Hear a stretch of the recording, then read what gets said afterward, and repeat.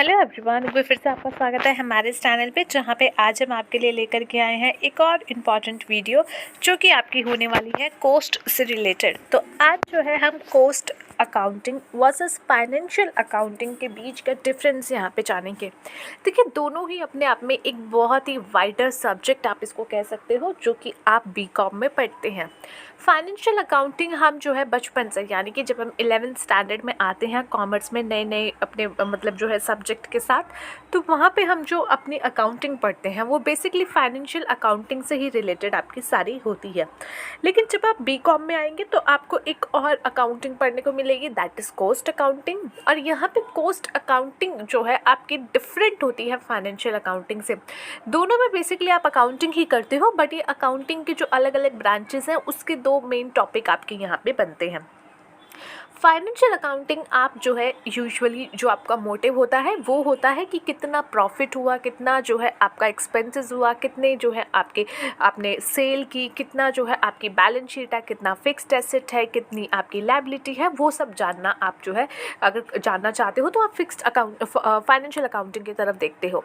वहीं अगर आपको किसी पर्टिकुलर चीज़ों की कॉस्ट के बारे में जानना है, अब आप जो है प्रोडक्शन कर रहे हो या फिर सर्विस प्रोवाइड करा रहे हो, तो वहाँ पे एक प्रोडक्ट को प्रोड्यूस करने में, उसका प्रोडक्शन करने में कितना खर्चा आया, कितना आपकी पॉकेट से पैसा गया है, वो अगर आपको जानना है तो आप जाते हो कोस्ट अकाउंटिंग की तरफ। तो कोस्ट अकाउंटिंग जो है आपको यूजुअली एक ओवरव्यू देता है कि आपकी जो भी आपके प्रोडक्ट या सर्विसेज आप बना रहे हो उसको बनाने में, उसको जो है उसका निर्माण करने में आपको कितना खर्चा आ गया, या फिर आप कह लीजिए कि उसमें कितना आपके पॉकेट से पैसा गया है। सो कोस्ट अकाउंटिंग वो काम करता है। सो कोस्ट अकाउंटिंग क्या है? कोस्ट अकाउंटिंग आपका एक ऐसा आपके ब्रांच ऑफ अकाउंटिंग है जहाँ पे आप अपने प्रोडक्शन की कॉस्ट को डिटरमाइन करते हो, जैसा कि इसका नाम कहता है। तो चलिए, सबसे पहला डिफरेंस आपका यही है कि पर्पस क्या है। कोस्ट अकाउंटिंग करने के पीछे पर्पस है कि आप अपने प्रोडक्शन का जो है कॉस्ट निकाल सको। जब हम बात करते हैं प्रोडक्शन की, so we here not only mean by the goods कि भाई जो गुड्स है उसका प्रोडक्शन का क्या खर्चा है। ऑल्सो यहाँ पे सर्विस भी आपकी इंक्लूड हो जाती है कि आप सर्विस में, अगर आप सर्विस प्रोवाइड कर रहे हो, जैसे बस में आप जो है एक इधर से उठा करके उधर सवारियाँ भेज रहे हो, तो यहाँ पे आप गुड्स नहीं बेच रहे हो बल्कि सर्विस बेच रहे हो। तो इस सर्विस में आपका कितना खर्चा आ रहा है, एक पैसेंजर को एक जगह से दूसरी जगह लेके जाने में आपका कितना खर्चा आ रहा है, तो वो भी आप यहाँ पे जो है सर्विस कोस्टिंग के तहत इस कोस्ट अकाउंटिंग में जान सकते हो। वहीं फाइनेंशियल अकाउंटिंग में क्या है, यहाँ पे सिर्फ फाइनेंशियल इन्फॉर्मेशन प्रोवाइड की जाती है एक्सटर्नल स्टेक होल्डर्स को, यानी कि जो आपके इन्वेस्टर्स हैं, जो आपके सप्लायर्स हैं, उन सबको कि देखो ये है हमारी कंपनी की बैलेंस शीट, ये देखो आ गई मेरी कंपनी की बैलेंस शीट देखने।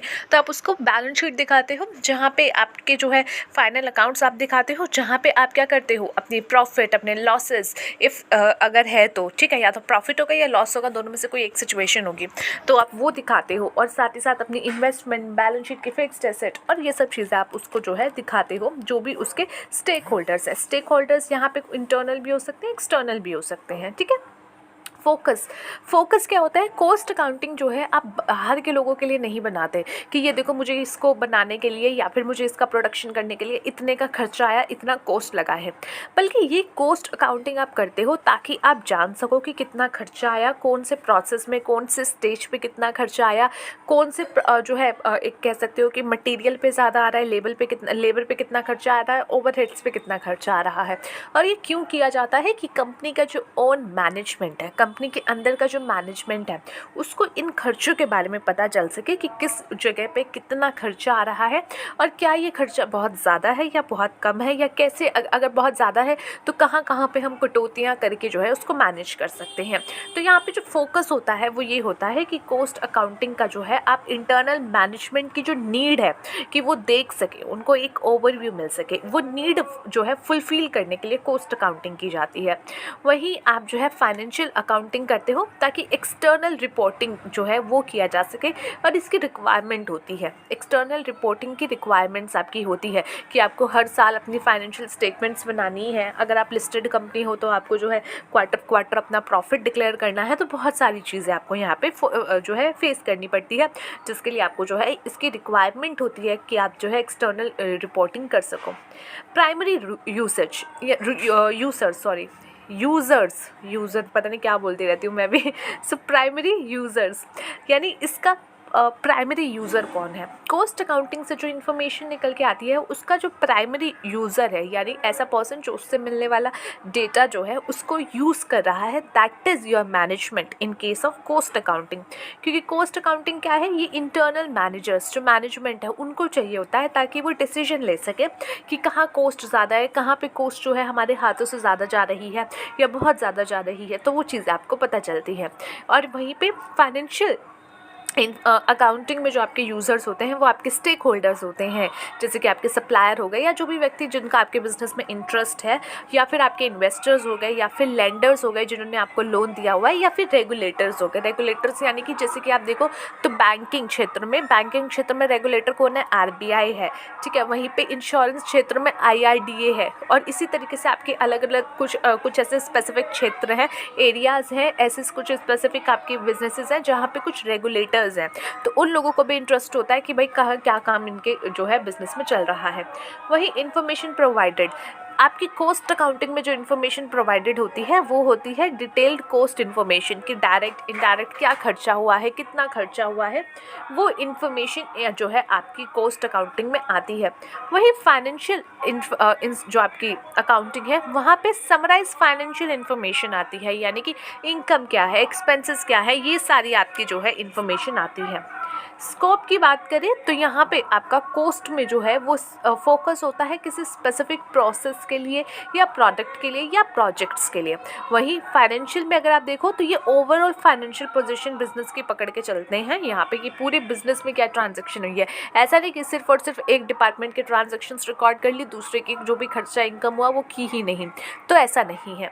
Next is time frame, historic and future cost आप यहाँ पे देखते हो जब आप कॉस्ट अकाउंटिंग की बात करते हो, लेकिन फाइनेंशियल अकाउंटिंग में सिर्फ और सिर्फ हिस्टोरिकल फाइनेंशियल डेटा होता है, यूजुअली जो एक एनुअल बेसिस पे होता है, यानी एक साल की फाइनेंशियल स्टेटमेंट्स बनती है, तो इसीलिए वहाँ पे जो टाइम पीरियड है that is 1 year. Reporting format, यहाँ पे कस्टमाइज फॉर्मेट हो सकता है जब आप कॉस्ट असरटेन कर रहे हो, जान रहे हो, कैलकुलेट कर रहे हो, सो वो आपके खुद के अकॉर्डिंग हो सकता है। कुछ फॉर्मेट्स आप यहाँ पे कस्टमाइज कर सकते हो। If you want to add something और subtract something from the format, you can easily do it.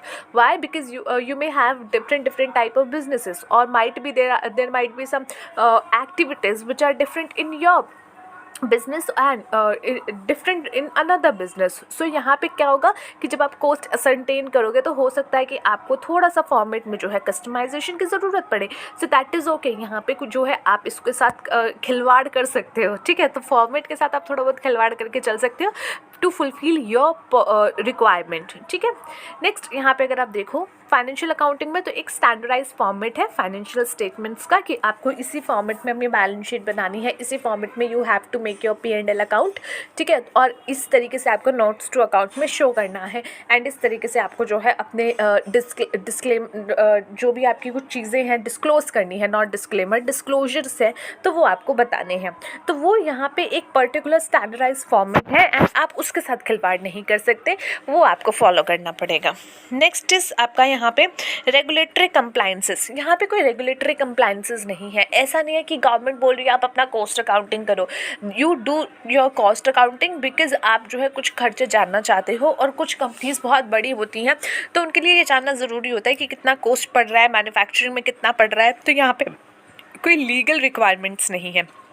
वहीं पे अगर आप देखो तो यहाँ पे कुछ लीगल रिक्वायरमेंट्स है, IFRS है या अपनी इंटरनेशनल जो आपके स्टैंडर्ड्स होते हैं, और साथ ही साथ जो है आपकी इंफॉर्मेशन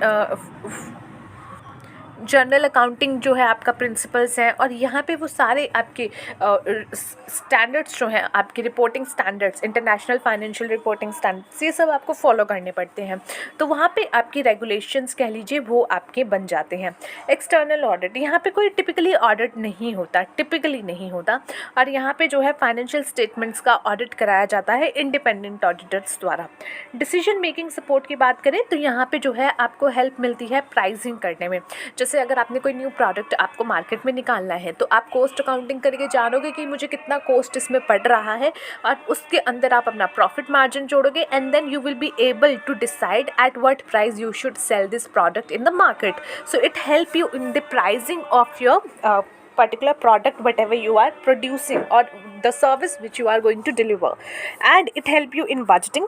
ठीक है, budget में भी आपको help मिलेगा that you may understand that this is the cost which we have to incurred when we are producing this particular goods, and it is going to be easy for you to decide that how much money I need in the future if I want to produce this much amount of this much numbers of units. So you know that इतना अगर मुझे units बनाना है, produce करना है, तो मेरे pocket में इतना पैसा होना चाहिए.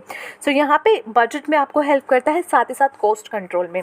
यू मे अंडरस्टैंड कि भैया किस में कितना कॉस्ट लग रहा है, and if it is higher than your expectations, and if you think कि भैया इसको कंट्रोल किया जा सकता है, सो इन दैट केस ये जो है आपको कॉस्ट अकाउंटिंग हेल्प करता है. वहीं पे आपको फाइनेंशियल अगर अकाउंटिंग की तरफ देखें तो वो आपको असिस्ट करता है इन्वेस्टमेंट डिसीजन में, परफॉर्मेंस इवैल्यूएशन में, कि कंपनी की परफॉर्मेंस कैसी है, पिछले साल से फिक्स एसेट बढ़ गए हैं, पिछले साल से सेल्स बढ़ी है, आपका इनकम बढ़ा है, एक्सपेंसेस बढ़ा है, लॉस बढ़ा है या फिर प्रॉफिट बढ़ा है.